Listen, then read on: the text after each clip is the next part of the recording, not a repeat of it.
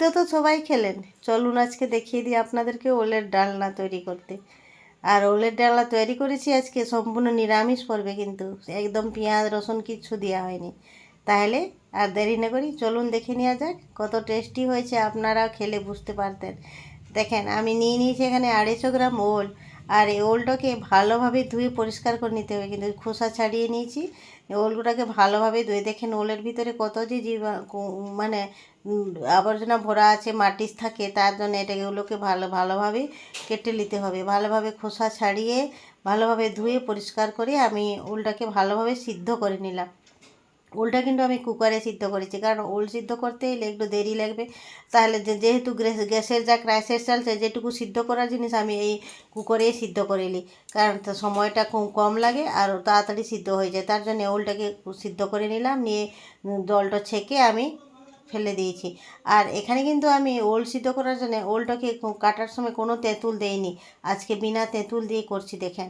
আর এদিকে আমি কড়াইতে তেল দিয়ে কড়াইতে একটু পটল ভেজেছিলাম, সেই পটল যে তেলটা ভেজেছিল সেই তেলেই আমি আলুগুলোকে ফ্রাই, এখানে দুটো আলু ডুমো ডুমো করে কেটে নিয়েছি। আলুগুলোকে ভালোভাবে ফ্রাই করে নিয়েছি এই তেলের উপরে।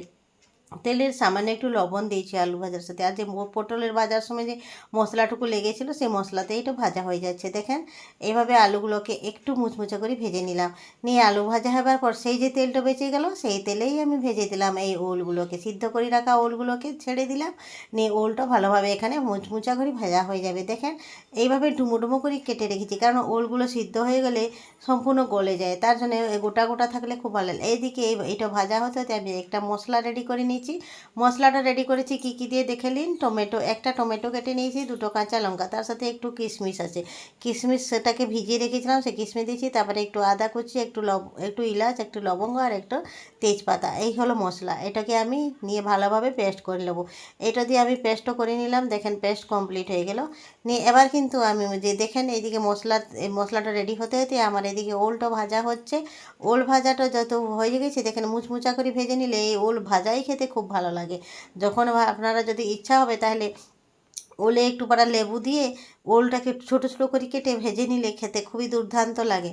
তাহলে দেখুন ওলের ডালনা তৈরি করার জন্য রেডি প্রস্তুত হয়ে গেলো আলু ভাজা আর ওল ভাজা। এবার কিন্তু কড়াইতে সামান্য একটু তেল অ্যাড করে দিতে হবে।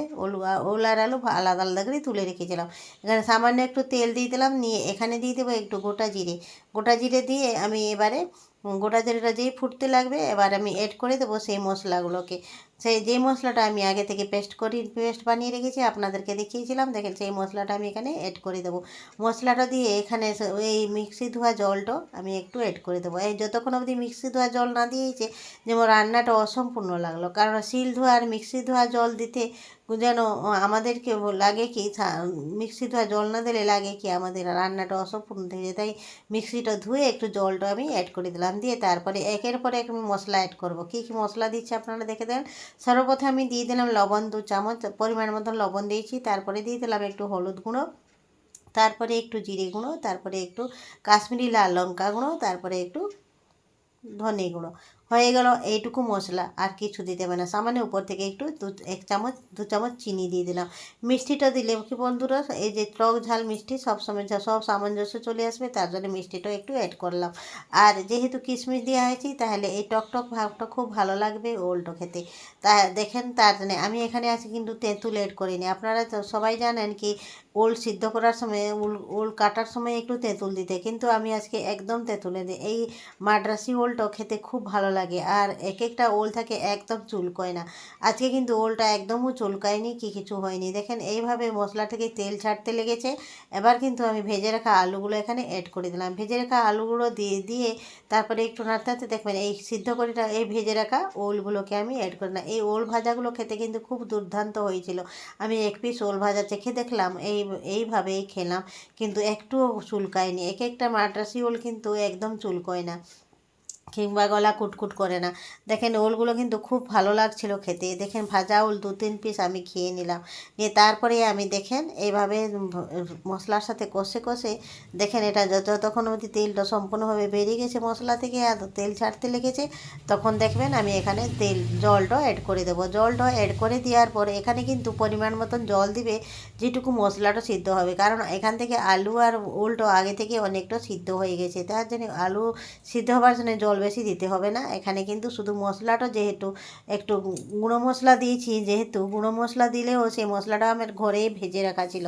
জিরে গুঁড়ো আর ধনে গুঁড়োটা আমি ঘরেই আগে থেকে ভেজে স্টোর করে রেখেছি, তার জন্যে বেশি জল দিতে হবে না। মশলাটা যেহেতু আগে থেকে ভাজা আছে, বেশি মশলা না দিয়ে আমি জলটা অল্প দিয়ে আমি তৈরি করলাম। দেখেন ওর জলটা মরে গেছে। এবার কিন্তু ওল ডালনাটা খুব সুন্দর হয়েছে, দেখতে পাচ্ছেন। কেমন লাগলো রেসিপিটা অবশ্যই জানাবেন। ভালো লাগলে লাইক কমেন্ট শেয়ার করতে যেন ভুলবেন না। ধন্যবাদ। বন্দে মাতরম।